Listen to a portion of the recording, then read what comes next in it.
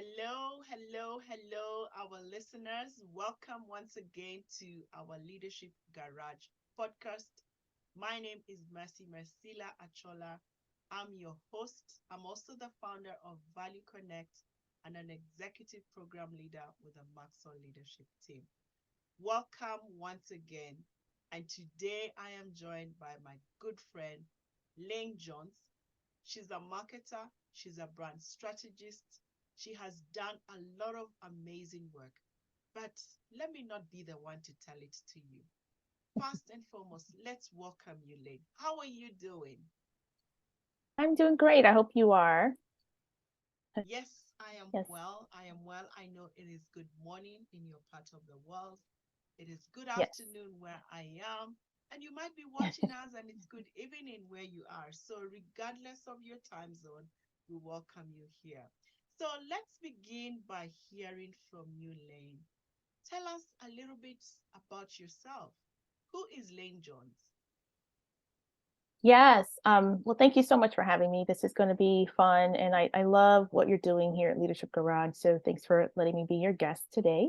Um, but it's interesting when you say, who is Lane Jones? I first identify as a woman of faith. And I also, as a woman, I am a sister, I am a friend, I am a supporter. And I believe that I work, in terms of how God leads me. So that's my first declaration of who I am. Is I'm a woman of faith and a woman of God. And so as He's leading me now, I do work as a brand strategist and marketer, and as you said, and so I have had the privilege and honor of meeting you, Mercy, through Maxwell Leadership, which is where I currently serve as their marketing, international marketing, branding and marketing director. And so I'm excited about what I get to do. I help people build their brands and build their vision, bring their vision to life through branding and marketing. And I also help people reach their ideal customers so that they build a business as they're learning to do their business and reach the right people. They're of course able to be profitable, and so that's what I also do in the marketing area is help you reach your customers so that you stay in business. And so I've had that privilege of doing that for now 15 years, really more. And it's interesting how I came to this. I actually have an undergraduate degree in accounting, which can be the most detailed and mundane when you're a creative thing that you can do. But at the time, I was very good at math when I finished school, and I thought, oh, I'm going to stay with this business thing. I'm good at math. I'll do accounting, and I did quite well as a student in accounting. But when it came to practicing, it was just boring. And to be honest with you, for me, my personality type. And I didn't know, who I was in terms of being a creative and how to find that expression with my creative gifts at that time at a young age. When you're leaving your parents' house, you do what you have to do, and we didn't have an option to stay at home and figure it out. We had to get out of my mama's house. That was the rule. And so yeah. So I did. I went studied accounting. I did get a job at a bank, oddly enough, first fresh out of school, undergraduate school, and I thought I would study corporate securities, which is in the investment banking industry. And the job that I had gotten out of school was in an investment bank, and so I served in the investment side of the bank where we bought and sold trades every day for our customers, and I got very intrigued by that. I have to say that I did appreciate having that accounting degree at that time. And so I thought, okay, well, let me see if I can pursue a law degree and I can practice corporate securities law because I was getting, some experience in the area. And I did go to law school. I only did 2 years though, because unlike accounting, I didn't push all the way through when I knew I was not for me. And so I did change from finishing my law degree and took those credits and applied them towards getting a master's in business administration. And I minored in marketing. And so I kept trying to find my, way to get into more creative things that I didn't find boring that I found, but that I found, you know, something that I knew I wanted to do versus something I had to do to keep a job. And I eventually started working for a church I worked for a church, and what I did, I call it, I manage the business of the church. Even though it is a church, it is a nonprofit, and most of their funding comes from tithes and offering from the gifts of the members. We also sold the messages. We sold items through our bookstore, and whenever the pastor would travel, we would sell his messages. And that would be money that the church would take in as well. And so I managed everything that wasn't tithes and offering. I managed the bookstore, I managed the selling of the products, and we were also on television. And so I managed the television ministry. And it was through that I really started to find expression, an outlet to express my creative gifts. So I worked with the television department and the media team, and we recorded every week. We were on television 6 days a week. So we had to keep the messages fresh, and we had to figure out different ways to package and design the messages. So I got into graphic design, and I got into copywriting because there was scripting that was needed. And so that, I think, is where I really started to find, you know, my place, right? Because the word says that your gifts will make room for you. And so as I was learning to practice my gifts and use my gifts, there was more room created for me to be able to express my gifts and share my talents in the marketing and creative fields. And so when I left the ministry, I actually started my own business, and I haven't gone back since. That was 15 years ago. And I've been able to, use my gifts again to help other business owners, entrepreneurs, other ministries, other churches to grow in the area of branding, design, marketing, reaching constituents. If you're I've worked with political candidates. I've worked with, like I said, other ministries, helping them grow. There's a couple of people that I know entrepreneur wise, I was able to meet, and we've become longtime friends, since I've started my business. And so we and we help each other out. One of them is my accountability partner to this day. We met over 15 years ago. And so there's a lot that I've learned over the years, and I get to now share that with others, and now through the Maxwell organization as well. And I know that was a long story, but I try to tell you in a short period of time how I got here.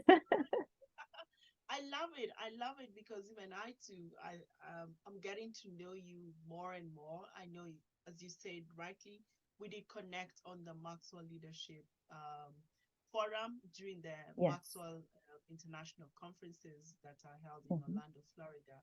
And I Hmm. have been admiring you from a distance, no doubt, and getting to a little bit more is definitely also useful for me.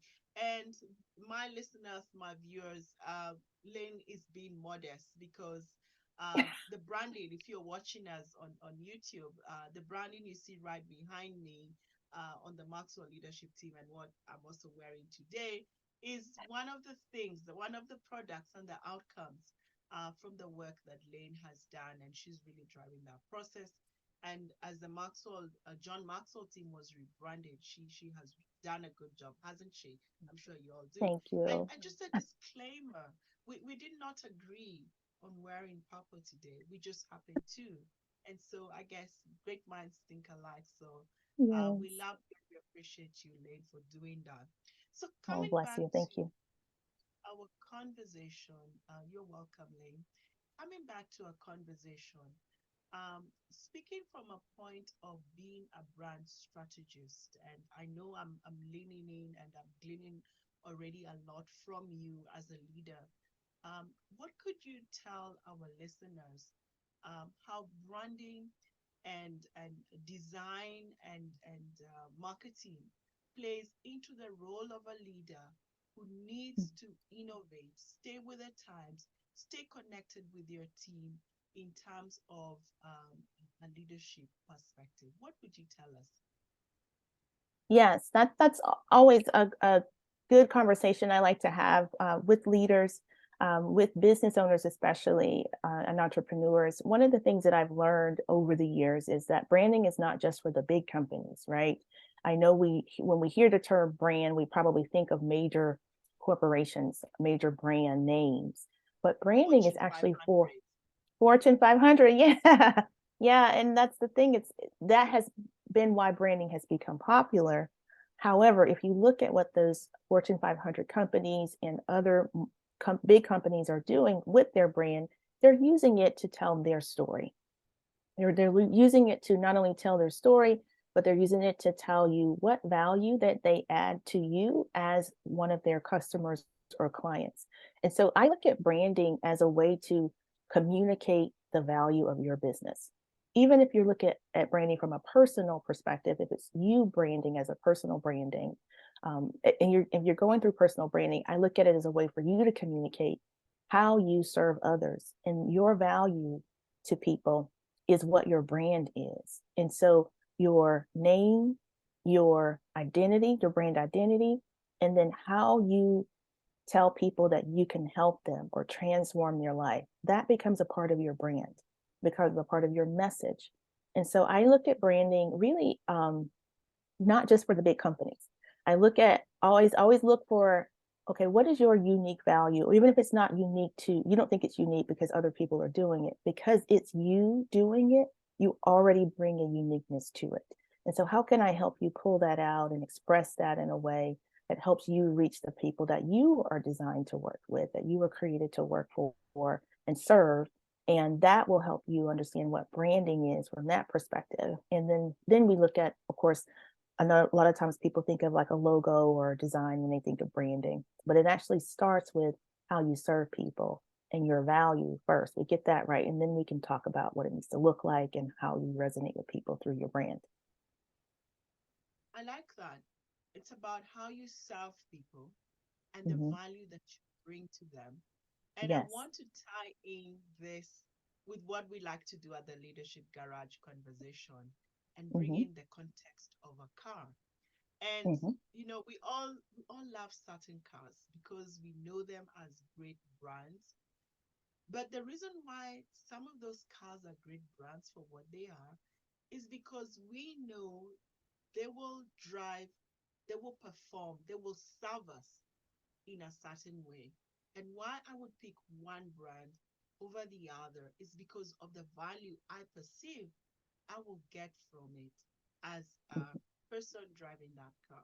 So I want to ask you, Lane, using that contextual analogy, how would you tie in the branding and and marketing attributes to a leader in that context? Yeah, that's good. I think that one of the things that you want to think about when it comes to branding and marketing is we've already talked about value, but you also want to talk about what's your vision, right? Where do you see your company? Where do you see yourself leading? And when you can kind of start thinking ahead and seeing where you're trying to take your business or even your leadership, that does have a lot to do with your brand and the marketing, because when you understand where you're going, right? We're talking about Leadership Garage, and when you're talking about the Leadership Know Garage, where we're going, right? we have Yeah. to know where you're going when you're talking about a car, right? And it's not so much about a destination, but it is about how you want to get there and then what you want to accomplish in the process. So I think vision is a key word to pick up on here and in this discussion, because when you know where you're going and what you want to accomplish, it becomes easier for you to work out a process and a method for getting there. And since we're talking about the Leadership Garage, your brand can be your vehicle to help you reach your vision, accomplish your vision. And so I think that would be how I would put that in context of leadership and also branding and marketing. I love that. I love that. It's important to know where you're going, not Mhm. necessarily the destination, but how are you going to get to where you want to go? And the vehicle being the branding, and you needed to Yes, have a vision on that.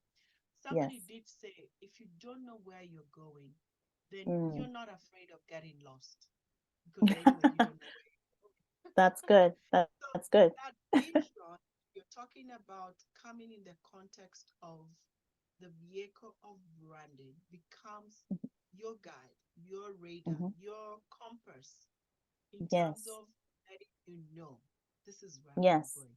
So how can I, as a leader, be able to come up with that branding attribute? You've told us it's not about being big or small. every one of us, whether a leader, whether a team, whether an organization, we do need a brand. How can we be able to get that going for us? Mm-hmm. So we talked about two of the principles that I like to work with when it comes to branding, but I actually have a framework when I work with businesses and even like I said, from personal branding, I work with individuals. And they're all start with V, so 5 V's. So if you can Please remember, I've tell us. given you two of them already. Yes. I've So we given you two have already. One is value, right? The first one we value, talked about, yes. and then vision. Mhm. And so we talked about value and vision, but what's also important in the branding framework is your voice. Your voice is your message. What is it that you want others to hear about your business, about you as a personal branding person, or about how you help them? That message becomes very important for connecting with people. And so your voice is very important. So we talked about value, vision, and voice.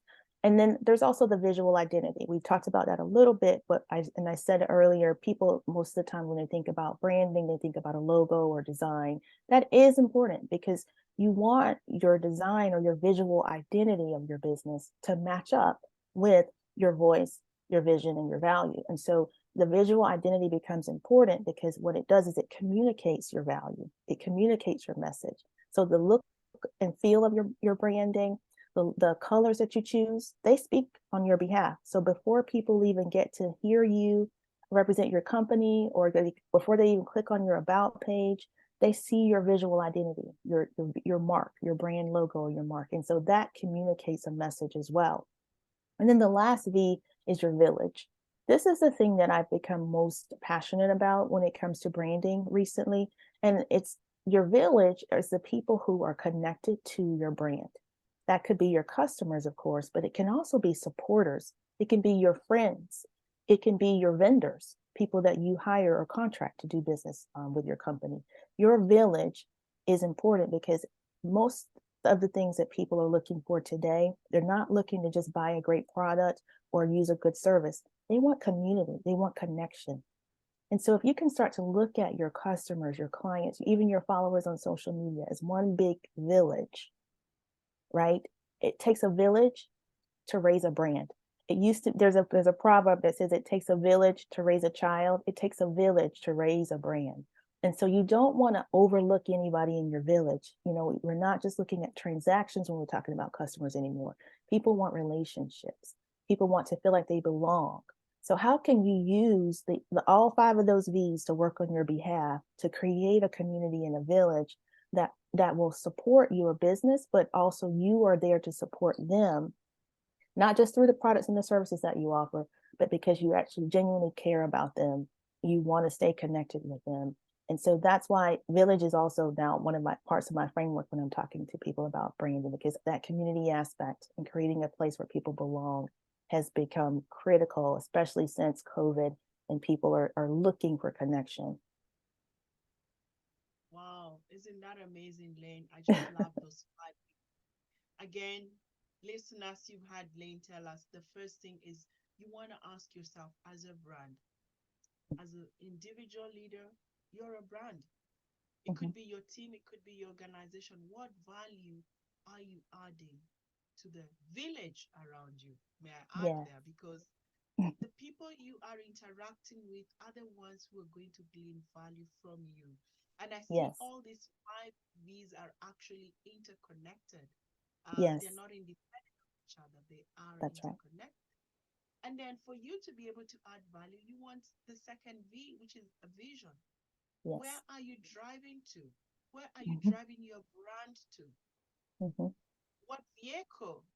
I would add that as another V lane. Yeah. I love What it. vehicle That's is going to great. get you there? Do you Yes. understand it? At what speed are you going to be moving at? Is Mm. it slow? Is it fast?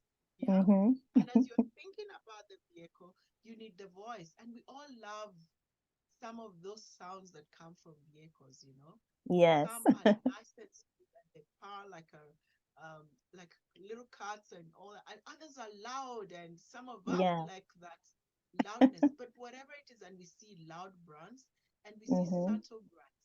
What That's is right. your voice? and the voice, John Maxwell just released a new book, The 16 Hmm. Undeniable Laws of Communication. Lane, have you Hmm. read it? I have, and it's so good Isn't it because an amazing book? it is, and we have been wanting John to do another book on communication for so long, and I have to say it's been worth the wait, right? It is, it is.